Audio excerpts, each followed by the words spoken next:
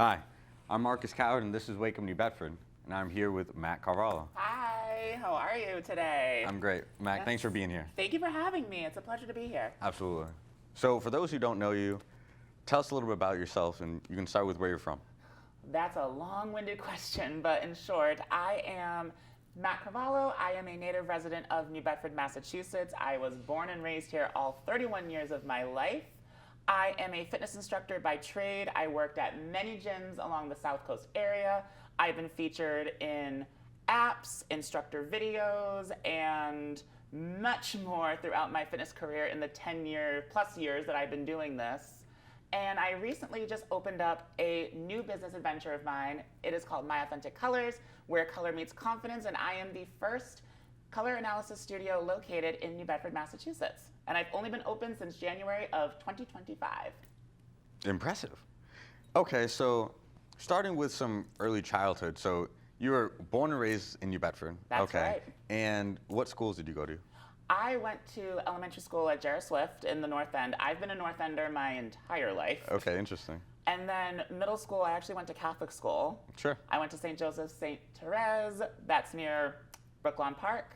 And then I went to Greater New Bedford Regional Vocational Technical High School. That's a mouthful. It is, yeah. From 2007 to 2011. So, go class. What was your shop at Vogue? I was actually in two shops. So I first started off in dental assisting.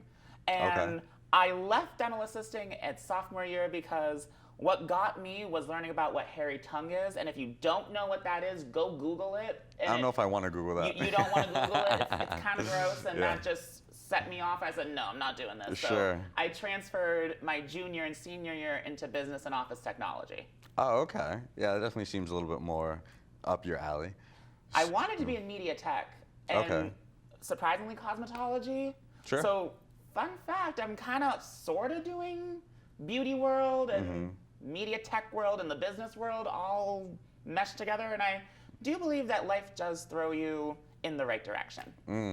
Yeah, I would definitely agree with that. If you're willing to go with the flow and take on new challenges too. There's always an instinct. There's always follow your gut, friends. Yeah. Because your instincts will always point you in the right direction. Yeah. And so were you playing sports when you were young too? No, I actually grew up as a dancer. Sure. Yeah. I tried traditional sports as a kid, and my mom wanted to get me involved in a lot of different sports, but I was just not interested. I never found the passion throughout sports, and yet I work at the gym most of my time. It's funny how that turned it out, honestly, but Sure. I started off as a dancer when I was very young, and my parents saw that I had a lot of fun in the dance world, and I actually did want to be a professional dancer growing up, but I was taught and I was told that you need to get an actual job, like it's fun as a side hustle, but you need to focus on your actual career.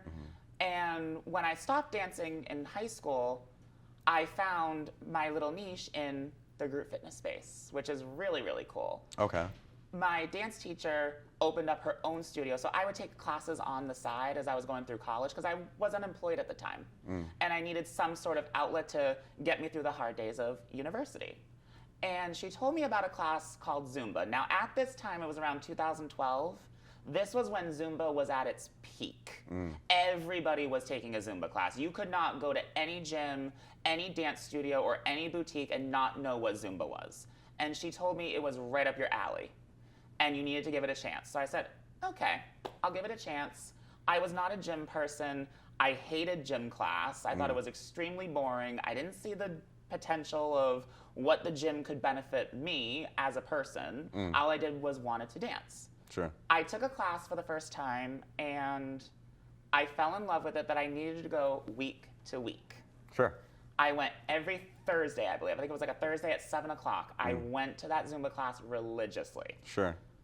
Over time, this little voice came inside my head and said, why don't you do this?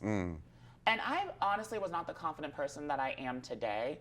I thought no one's gonna wanna take my class. Why would I waste all this money paying for a certification, paying monthly fees, and there's no ROI? Sure. So I went for it anyway because I just kept hearing that little voice, you need to do this. So I gathered up the confidence. I talked to the instructor that I was taking classes from. She was so excited for me that I was going to step forward and become an instructor myself.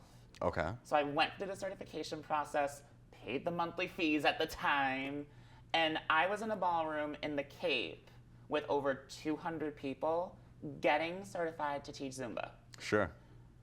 I found a little space later on from one of my parents' friends, and I still remember my first class to this day, was my grandmother and the owner. I put together an entire class. I literally had no idea what I was doing at the time, but here I am 10 plus years later teaching multiple different types of classes. I now am a master trainer for 2 formats.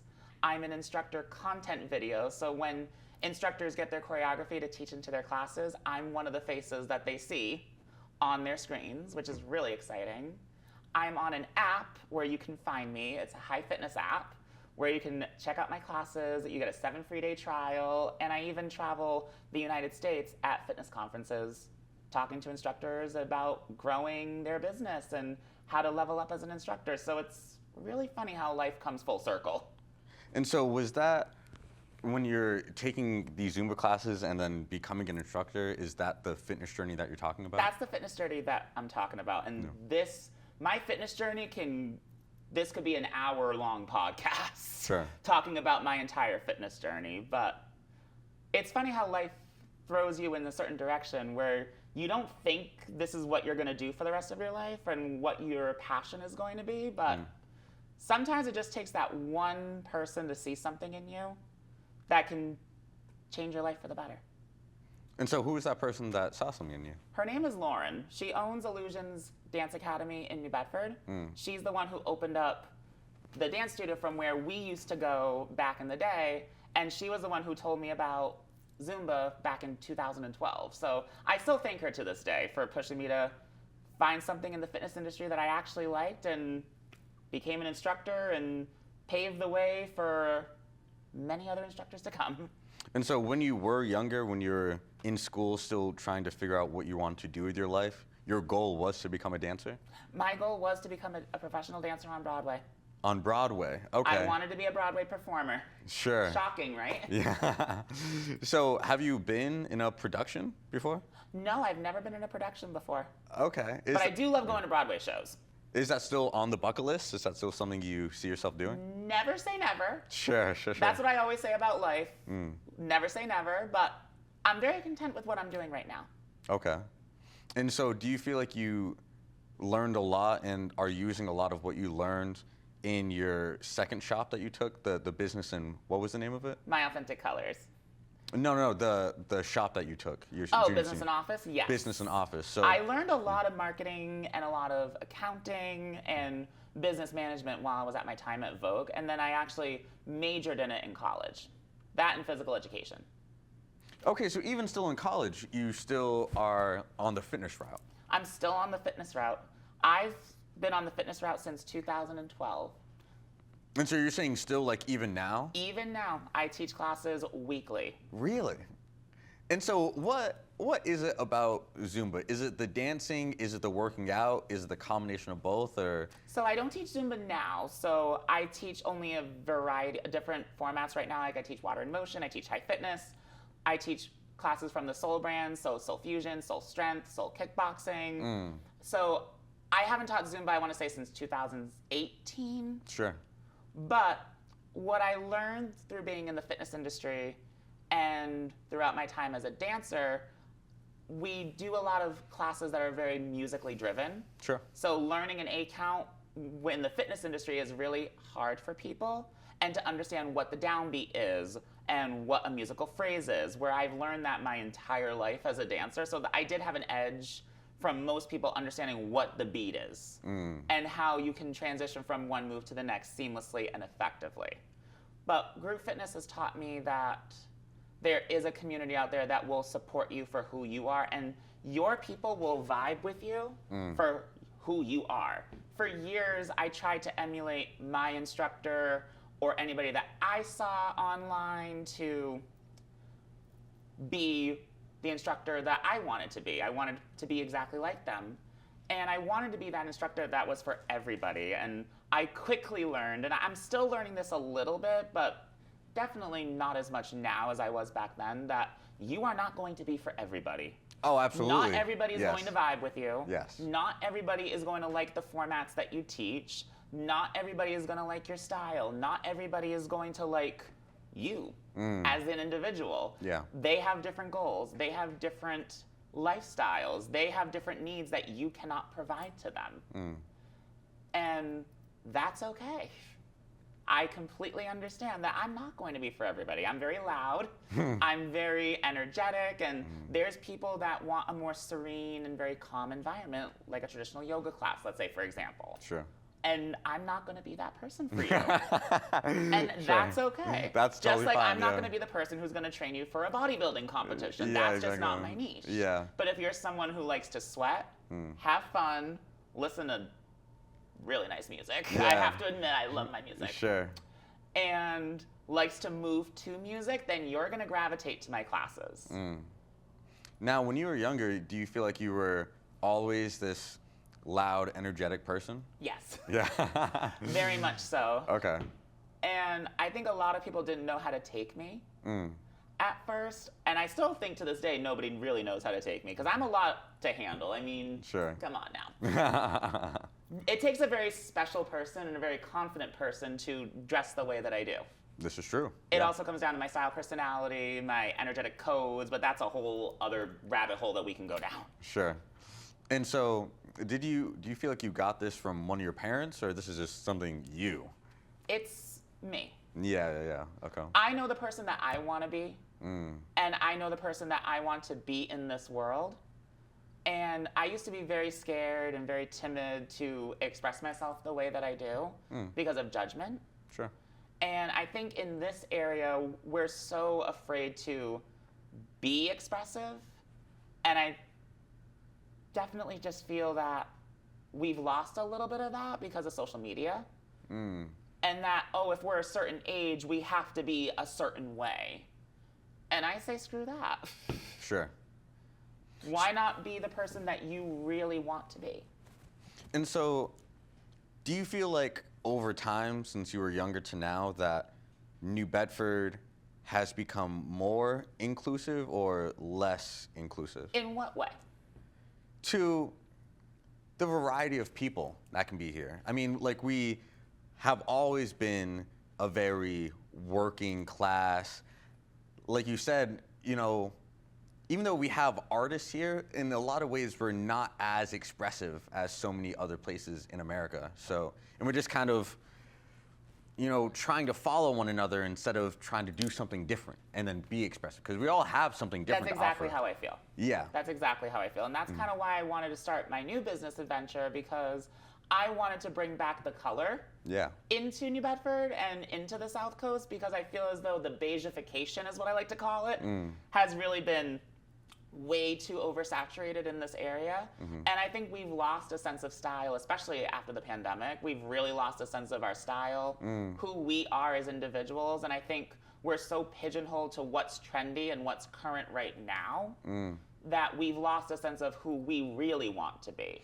So this is the first time I've heard anyone talk about that, the difference in style pre-COVID and post-COVID. Talk about that.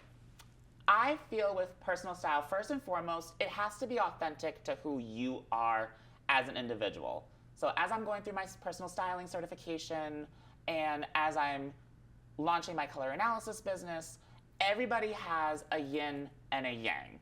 There's many different style personalities. So as an example of this for myself, I'm a dramatic creative. Okay. So my yang is very dramatic. So I'm someone who likes high contrast, bold colors, loud prints. Sure. Gems like what I'm wearing today. Being bedazzled. Being bedazzled. Yeah. And then my creative is someone who loves fluid, flowy clothing, kind of like what my shirt is today. So it has a little bit of elements of both. And we all have a yin and a yang. We may not know what that is, but we intuitively know what styles work best for us and what styles don't. Have you ever put on something that you thought was trending or something that you think, this color looks really good on a majority of people, or this is the hottest color right now, and you put it on and you think, God, this looks like a sack of potatoes. Yeah, sure. Or I look extremely washed out. Have you ever had that experience? Well, yes and no. I've definitely tried things that didn't work for me, but I like clothes and I like style and fashion, but I can't say I've been someone who's known a lot about the fashion industry. So when it even came to learning about color analysis, I didn't even know that was a thing. You know, I really just got clothes that I liked personally, but there's a lot of other layers, like you said, to style. There's a whole rabbit hole that we can go down, and there's a lot of layers to the onion, that you will. Yeah. But I feel as though after the pandemic, and listen, I was that person too, where I lived in athleisure, and I lived in activewear. And athleisure was going out attire, when that's not really the case. I miss dressing up. Wearing actual trousers, getting exactly into a what you mean, blazer and denim.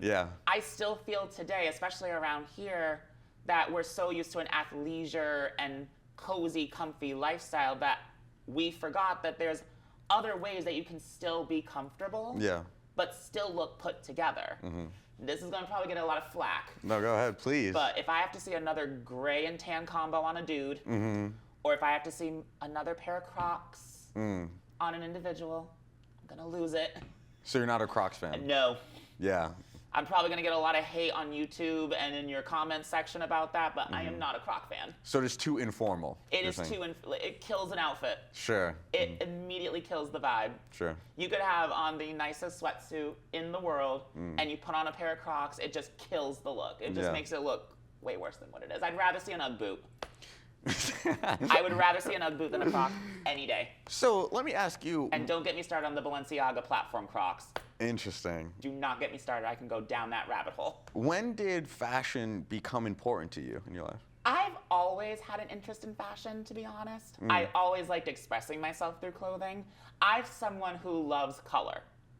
And don't get me wrong, I mean, I'm wearing black today, but I still love color blocking. I loved things that were a little bit more unique than just a basic pair of black pants. Sure. Or something that's very tailored and very classic, but that's not my personality style. I'm a dramatic creative. So I've always had an interest in fashion.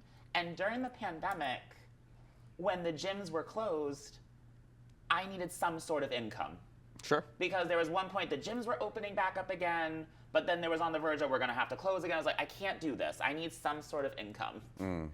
So I looked around at different jobs, and I've always wanted to work in the retail environment because I love retail and I love fashion. Okay. And I like styling people and just expressing myself through clothing. So there was a job offering at Macy's, and it was just seasonal. It was through the holidays, and I got hired. I was mostly in the fragrance department, but I really loved my time there. And fun fact, I'm actually going back to Macy's next Saturday to do mini color analysis sessions, which is really cool. Wow, what a full circle moment. It's a full circle moment. Yeah. So that kind of was the catalyst to me really getting into the style and the fashion side of things. But I would always binge watch fashion content on YouTube, on Instagram, and on TikTok. Okay. But how I found color analysis, like I knew what it was back in the day, but I thought it was just a dated thing that people only did in the 80s or something only rich people did. So when you say back in the day, when did you first come across it? I came across it more recently on social media when it was starting to get a rise. I want to say back in 2022, 2023, somewhere around there, when it was really at its peak because everyone was doing it. Okay. I've heard about it because I knew people back in the day who did it, but I thought it was just something that was very dated and it didn't apply to current style. Okay, sure. So I fell down the rabbit hole and I really enjoyed watching that content.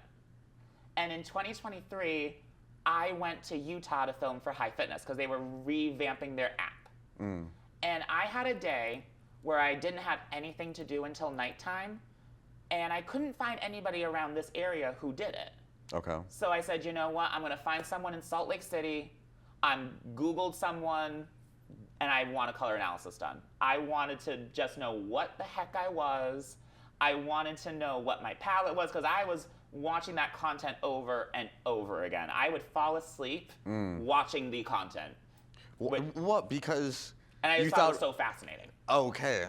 Not necessarily as a business venture yet, but you just were interested. I was just interested. Yeah. And I really loved watching the content. Sure. So I went to Utah. I got a color analysis done, so I'm a true winter. For those who are familiar with color analysis and the seasonal methods, I'm a true winter. So I have a cooler undertone, I have a medium deeper value, and I have a higher level of intensity. What about for the people who know nothing about it? How would you just say what you just said? So in the original 4-season method, people were identified either as a spring, an autumn, a summer, or a winter. Okay. Now, over time, what they found was not everybody fit neatly into a box. Okay. And that's where flow palettes come in. So I've had clients that you might have heard as like a light spring, or a deep autumn, a bright spring, a soft summer, things of that nature. Sure. And that's another conversation that we can have, like talking about flow palettes and how color analysis is very beneficial. But going back to how I started. Yeah, please. I got my color analysis done in Utah. And I loved the experience so much. I had so much fun. It was a long appointment, and my appointments are about 2 to 3 hours. Oh, wow. But it does not feel like a 2 to 3 hour appointment. Any one of my clients can tell you that. Sure. And I didn't feel I was there for 3 hours, you know what I mean? And I looked at the time, I was like, oh, wow, that flew by so fast. And I got home after filming for High Fitness that I just kept watching that content even more. I would rewatch the same videos over and over again. So I would say back in 2024, I got that little voice inside my head again. And even my partner and even my students, because I would tell everybody about it, that I loved it so much. And I got that little voice again inside my head that says, why don't you do this? Why don't you become a color analyst? You obviously love the content. Sure. You obviously know what you're kind of talking about. Why not go for it? So I signed up for a certification. I learned the 16-season color analysis system through Christy Vassell of Fashion Translated. And it got me thinking, how am I going to open this business? I spent a lot of money and a lot of time getting certified to be a color analyst. Sure. How was I going to do this? How was my ROI going to be brought back to me? Sure. And I thought about it over and over. I thought, do I want to have people at my house? Do I want to rent a chair at a salon? Do I just want to do pop-ups? Or do I want to put on my big boy pants and open up my own business? Because I've thought about opening up a gym for a while. And that was something that I thought maybe down the line I could do. But I love the community that I've built throughout the years that it would be really hard to give that up. And because this adventure is so new for me, I thought, why not start with this? And then maybe once I get more comfortable as a new entrepreneur, maybe bridge the two and have my fitness studio and my styling business combined in one. Sure. So I looked around all over. I looked at Kilburn Mill, I looked at Howland Place, I looked at places in the Middleborough-Taunton area, kind of where I teach most of my classes in the fitness world, but nothing was standing out for me. Then randomly, I was scrolling on Facebook and there was this new salon called Beautiful Escape that was opening up a mile from my house. And I messaged them and said, I'm interested in renting a room. I've never done anything like this before. I'm a brand new business owner. I have a really new concept that I want to bring to New Bedford that would set you apart from all the other salons in the area. And so I met with the owners. I really loved their vibe and I loved the space. I didn't need a huge space. It's probably about the size of this room right now. Sure. Kind of what I have. And I met with them on a Saturday. And I said, I'll think about it and I will get back to you on Monday. And I went home. My partner was getting ready for work and I said, I'm taking this place. Wow. Yeah. It's a mile from my house. Amazing. The price was right for what I was willing to pay. Yeah. Because there was other places that wanted $1,500 plus utilities plus a water bill. You had to do this amount of money for trash. I said, no, that's not worth it. This is not my apartment. This is it's not even my house. Yeah. So why would I spend my money like that? You know what I mean? And I got the place, I want to say, on my birthday. I got the keys on my birthday. Wow. to my space. It was a really huge deal for me, and I got to work. I got to planning the website, marketing materials, building my presence on social media, because I wanted to showcase to the greater New Bedford area and to South Coast that there was someone new in town. And I didn't want to be a stylist, and I didn't want to just be another color analyst that's like everybody else. I wanted to be who I was, authentically myself. And I actually just posted about this on my own social media page, where my Authentic Colors was not going to be the original name. Okay. My original name was going to be the South Coast Stylist. Okay. Because I figured I'm in the South Coast, I'm a stylist, I'm in the styling world. It makes sense. It makes sense, right? And never say never that I might branch off and have that be the main focus, and then I have some sub-brands under it. Sure. But that was the original name, and that was what I really, really wanted. I was stuck on it because it just had a nice ring to it. But my good friend said to me, no, you need something with your name in it, because your name is very unique. And what My Authentic Colors. Wow. That just clicked. Okay. Continue. It clicked, right? Continue. Okay. That's great. And she also mentioned to me, what happens if you get bigger than just the South Coast? Then what? Are you going to rebrand? Sure. That's a great point. So I said, okay, you make a good point, but I didn't want it to be a cheesy name. Sure. I didn't want it to be like Mac's Color Business. That's just very lame to me. Sure. And fun fact, my initials spell my name. So my name is Mac A. Carvalho, and the A does not stand for anything. Don't DM me about this. Don't question me about it. Go talk to my parents. They're the ones who picked it out for me, but my initials spell my name. Yeah. So why not get a little bit creative and figure out, okay, how can I make my business into a color analysis studio that has my name in it in some capacity? Yeah. So then I got to brainstorming, used a little bit of ChatGPT to kind of give me some creative ideas. Yeah. And there was one where it had my aesthetic colors. And I pondered on it for a little bit, but something didn't feel right to me. Yeah. Because I feel as though in this world of social media, and especially with TikTok and the younger generation coming up, everything has to be aesthetically pleasing. Yes. Yeah. And if it's not aesthetically pleasing, then we're ostracized for some reason. And I just didn't like the message that my business would all be for aesthetics. Yes, it is in a way, because you want to show up looking your best, because when you look your best, you're going to feel your best. Sure. So then I just kept thinking again, okay, what else could I use? And I also checked Instagram, because I wanted to make sure I could actually use the handle. Sure. And my aesthetic colors was already taken. Interesting. So then I tried to think, okay, what's aesthetic? Kept thinking, and I kept thinking. And then the word authentic came to head. Yeah. So then I said, my authentic colors. I immediately went to Instagram. I typed it in. There was nothing. Yeah. It's like, I'm taking it. This is mine now. This is mine. Yes. I checked USPTO. I didn't know if it was a trademark somewhere. I checked everything. I checked TikTok, Facebook. Sure. Nothing was there for my authentic colors. I was like, you know what? That's it. That's it. And it had the initials of my name. And I truly believe where color meets confidence, you embrace your own authenticity through the power of color and style. Because when you're showing up as your most authentic self, in your best colors, in a style that works for your body, and what makes you feel your most confident, you show the most authenticity. Sure. And I also feel authenticity is something that we're lacking in today's world. Sure. And that everybody tries to be something that they're not. I'm who I am. I'm not perfect. And I'm not saying that everybody needs to be perfect. And I get down on myself sometimes. Because I always overthink and think, am I too much? But I definitely believe that authenticity is something that was very valuable to me. And I wanted in my business to show, like, this is who I am. Like, my office is very colorful. You will not find beige in my office. Sure. I was this close to getting a pillow like that says F beige.